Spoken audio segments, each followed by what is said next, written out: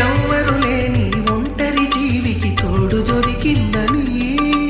అందరూ ఉన్నా ఆప్తుడ నువ్వై చేరువయ్యావని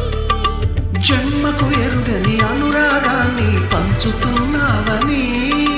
జన్మలు చాలని అనుబంధాన్ని పెంచుతున్నావని శ్వాసతో శ్వాసే చెప్పెను